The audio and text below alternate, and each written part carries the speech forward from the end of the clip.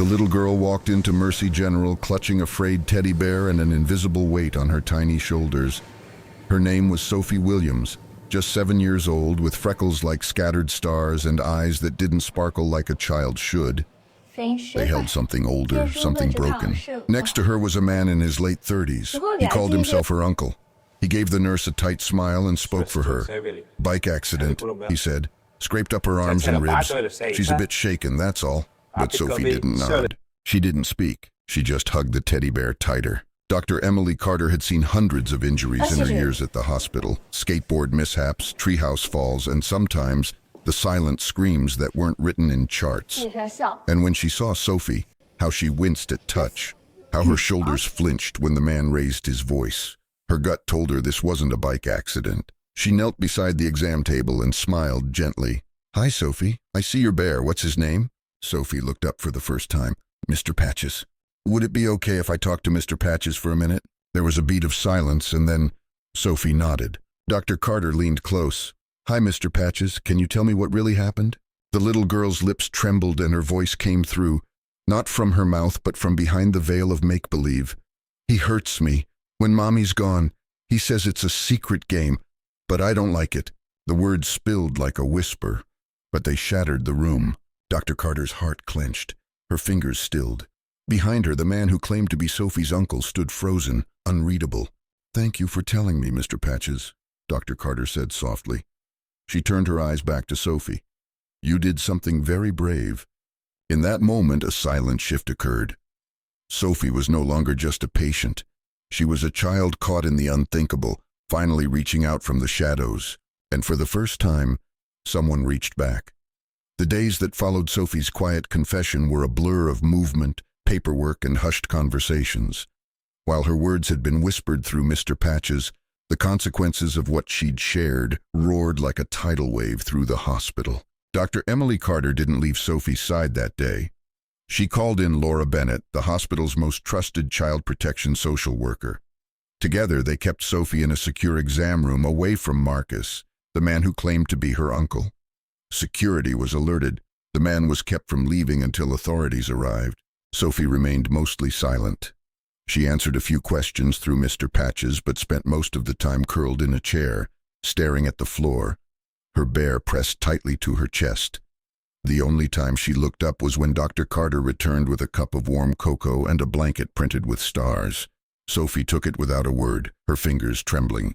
Marcus Thompson was arrested that evening on suspicion of child endangerment and abuse. He didn't speak. His eyes were cold.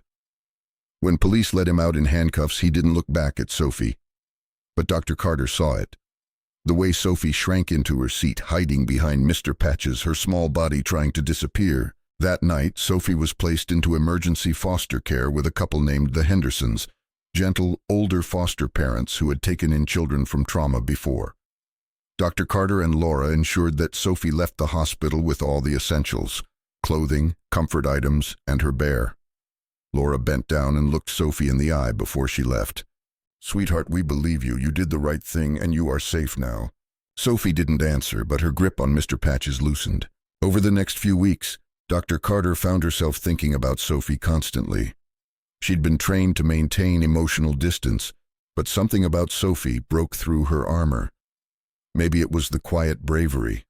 Maybe it was how she used a bear to speak the words no child should ever have to say. Or maybe it was because no one had caught it sooner. Laura visited Sophie twice a week, sitting beside her as she colored or built puzzles.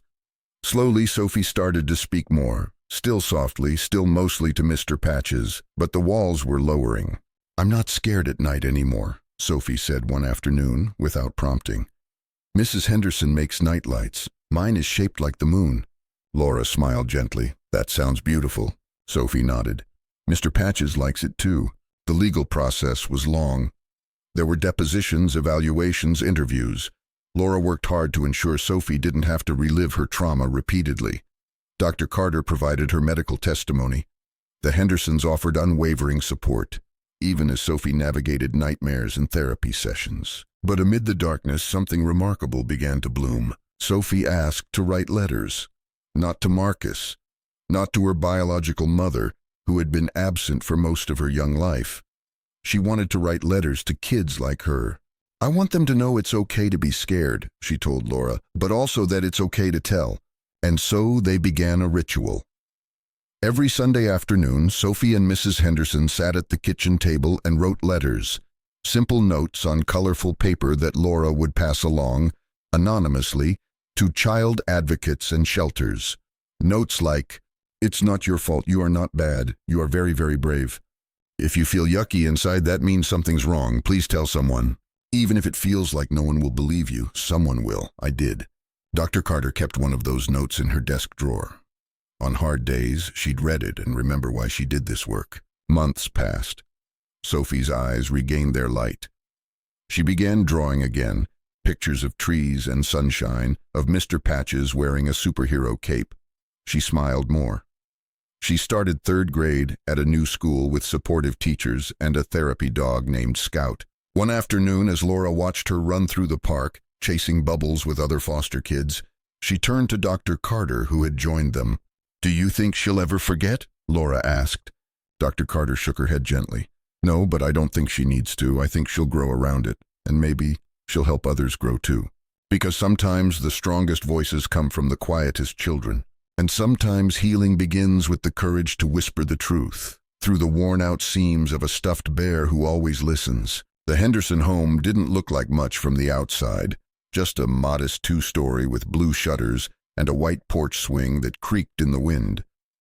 But to Sophie Williams, it was the first place in a long time that didn't feel dangerous. Inside, the air smelled of cinnamon and clean laundry. The hallways were lined with photographs of smiling children, some long gone, some still visiting for Sunday dinners. The house was quiet but warm, and there was always someone nearby. Mr. Henderson worked in the garden, humming old gospel songs. Mrs. Henderson baked pies that filled the whole neighborhood with buttery comfort. They didn't talk much about what had happened to Sophie. They didn't need to. They simply let her be. That was the miracle. For the first time, Sophie could just be. In those first few weeks, Sophie rarely left her room. She kept Mr. Patches close and slept with the light on.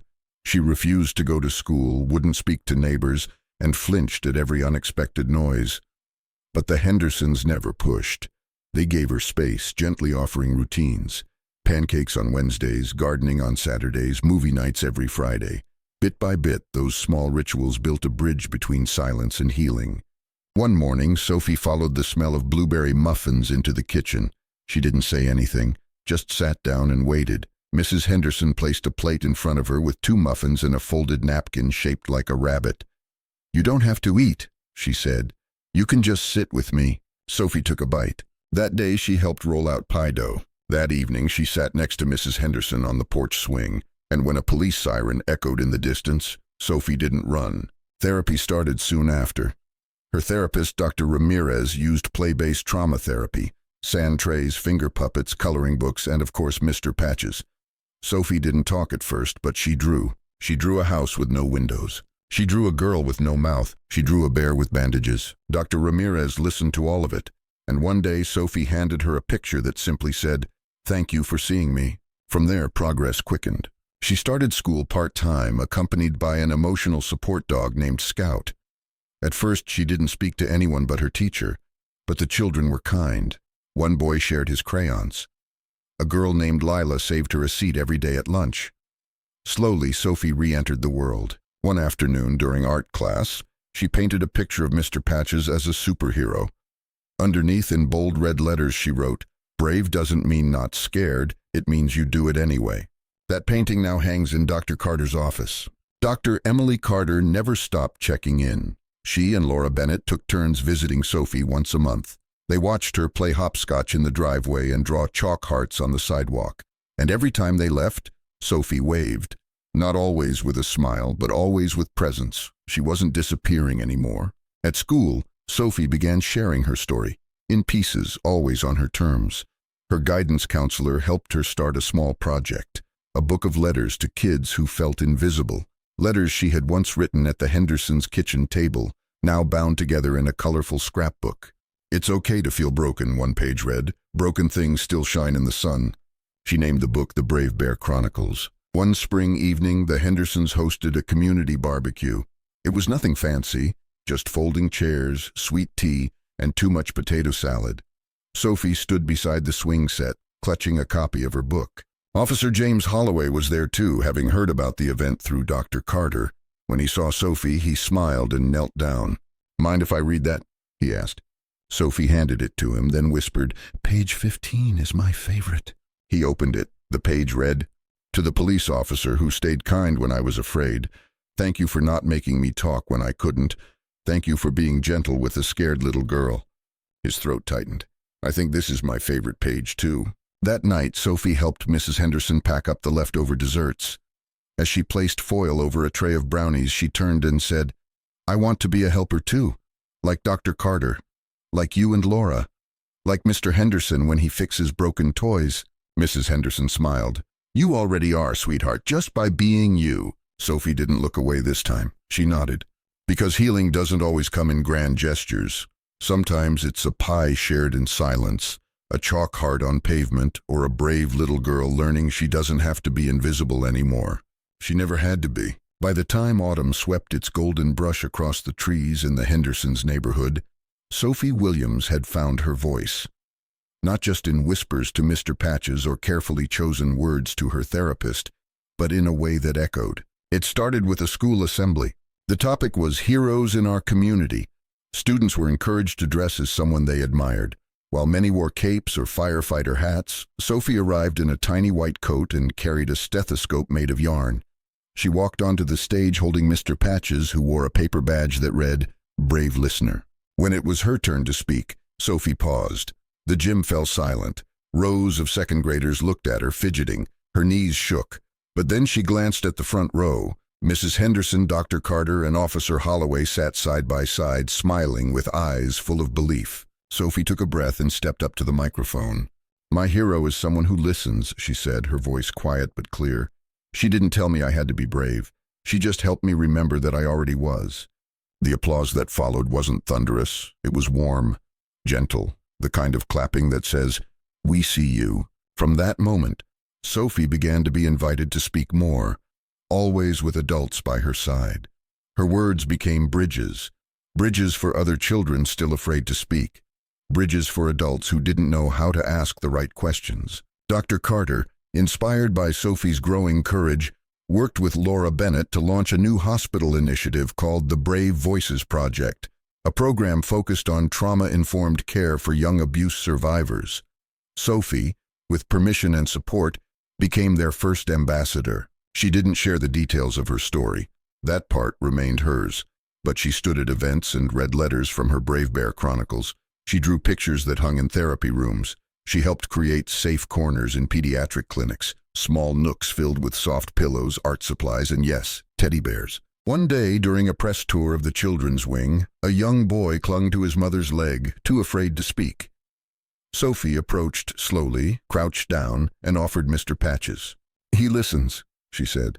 "You don't have to talk, you can just hold him." The boy took the bear, and in that small moment, healing passed from one child to another. Sophie's story, what little was publicly known, began to ripple out. She was featured in a local news segment titled, "The Girl with the Brave Bear." Teachers used her artwork to start conversations about boundaries and safety. Her letters became laminated cards in school counselor offices. Pediatricians across the state received copies of her phrases, "It's okay to be scared. Being brave means you don't keep secrets that hurt." But it wasn't all easy. With visibility came questions. Some parents voiced concern. Should kids like her be so public? Isn't that risky? The Hendersons fielded calls. Dr. Carter received emails. Even Laura, seasoned and calm, admitted the scrutiny made her nervous. So they sat down, with Sophie, with her therapist, with legal advocates, and asked the hardest question, "Do you still want to do this?" Sophie looked at them, then at Mr. Patches. She didn't answer right away. Instead, she pulled out a crayon drawing from her backpack. It was a picture of two children sitting on the floor, a bear between them. "This is me," she said, pointing to one. "And this is someone who doesn't have words yet. If I stop, they might stay quiet forever." No one questioned her again. Sophie continued to grow, not just taller, but surer. She helped with training seminars for foster parents. She co-authored a children's workbook with Dr. Carter, and she started working on her second book, The Bear Still Listens. On the inside cover, she wrote, "To the kids who whisper to stuffed animals, you're not alone. I hear you." In every step, she remained a child. She still loved hopscotch and apple juice and dancing badly in socks across the hardwood floor. But she was also something more, a gentle force of change. And behind it all was a truth she never forgot. Being heard saved her. So now she helps others be heard too. Because sometimes a small voice can make the biggest sound. And sometimes a girl with a bear can change the world. By the time Sophie Williams turned 10, she had become something extraordinary, a voice of courage for children who didn't yet know how to speak. But even with her growing recognition, she remained grounded in the quiet places that first gave her strength. Sunday letters, porch swings, and warm kitchens that smelled like cinnamon. The Brave Voices Project, now expanded across the state, began receiving letters from children as young as 5. They came in colored envelopes with shaky handwriting, sometimes addressed only to the girl with the bear. Inside were words like, "I told someone because you did," or "I drew my secret and my teacher saw it." Sophie read each one. She didn't answer them all, but she folded them carefully and placed them in a box under her bed, a treasure chest of bravery. On difficult days, when memories crept back like shadows at dusk, Sophie would pull out one of the letters and whisper to herself, "We're not alone." Her second book, *The Bear Still Listens*, became a staple in pediatric waiting rooms and school counselor offices. But Sophie didn't care about the attention. What mattered to her were the stories. Children stepping into the light because they saw her do it first. One spring, she was invited to speak at a national conference on child advocacy in Chicago.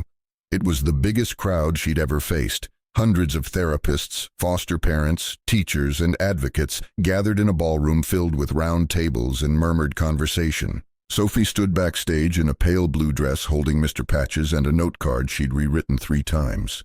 Dr. Carter, now her official mentor and close friend, knelt beside her. "You don't have to do this if it feels too big," she said gently. Sophie looked up. "It's big, but not bigger than what I already lived through." The lights dimmed. Her name was announced, and Sophie stepped forward. She didn't speak right away. She held Mr. Patches close and scanned the room. Then, in the smallest but surest voice, she began, "I'm not here because I'm special.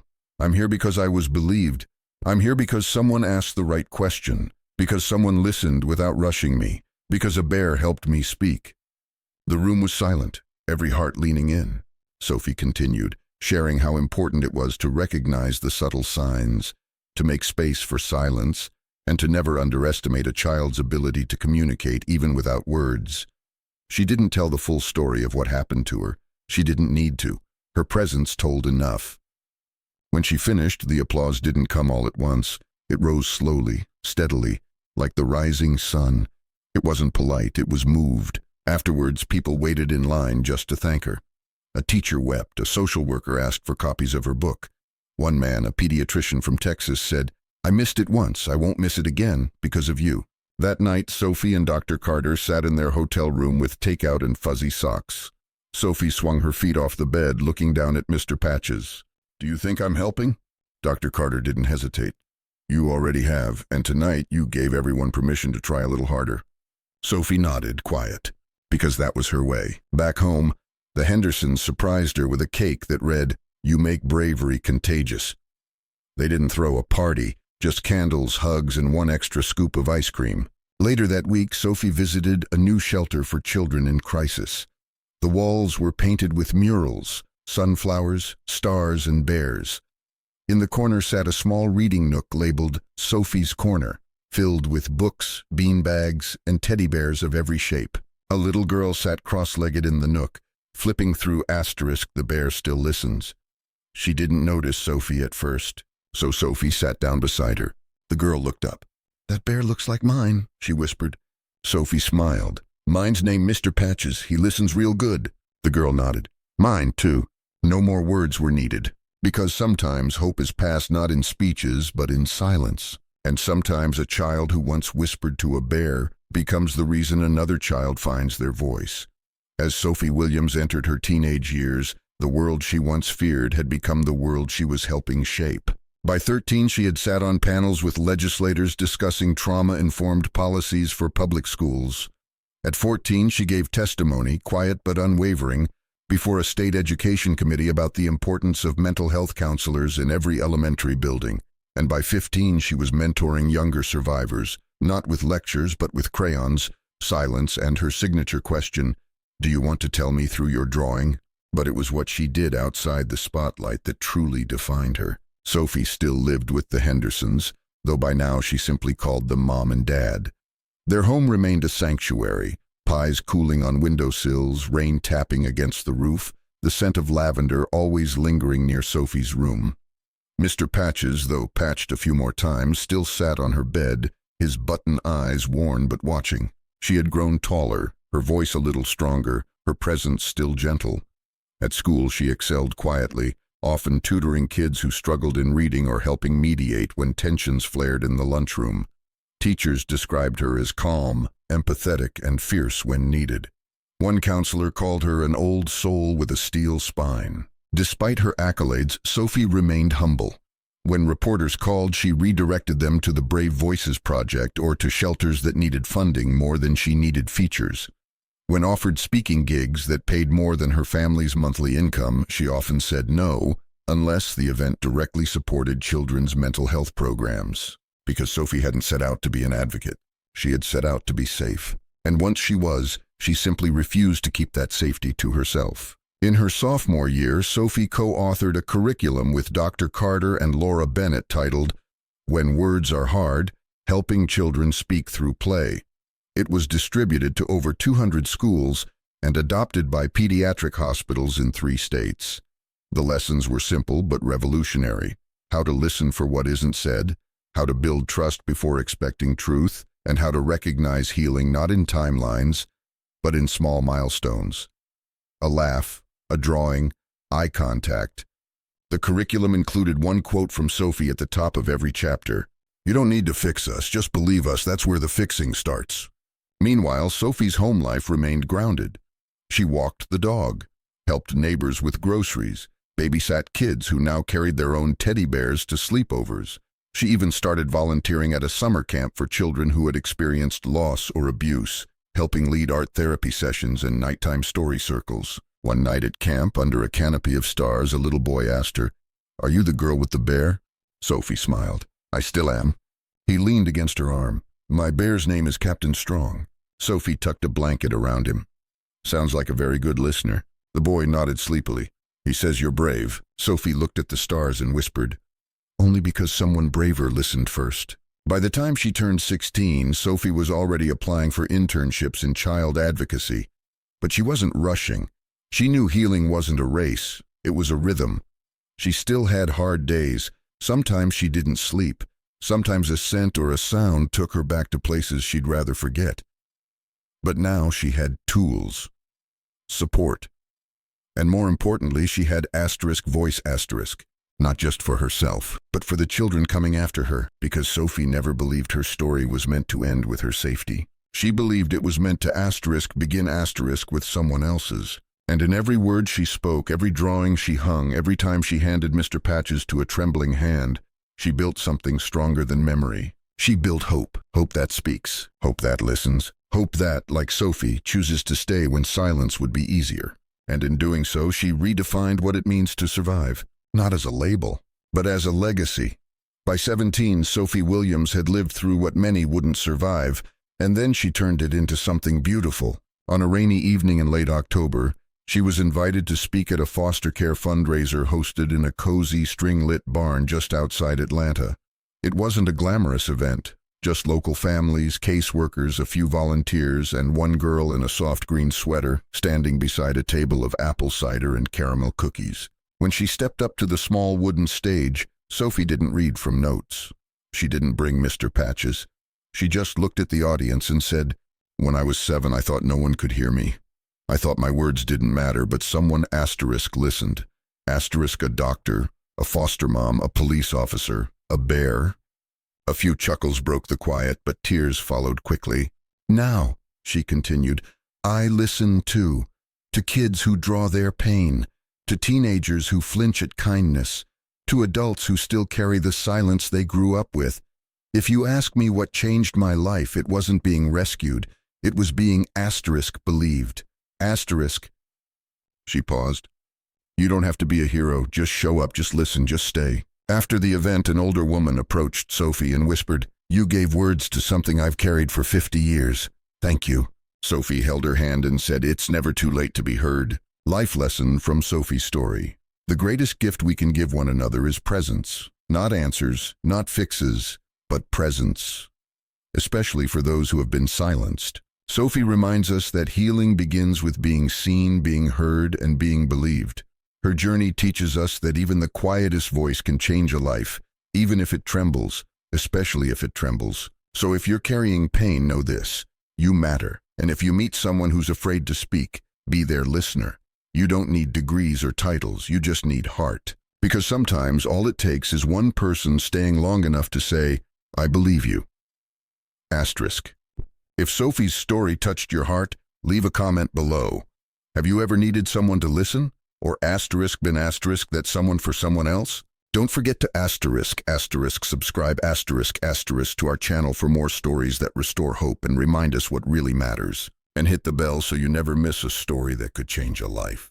You never know, your voice might be the one someone is waiting to hear.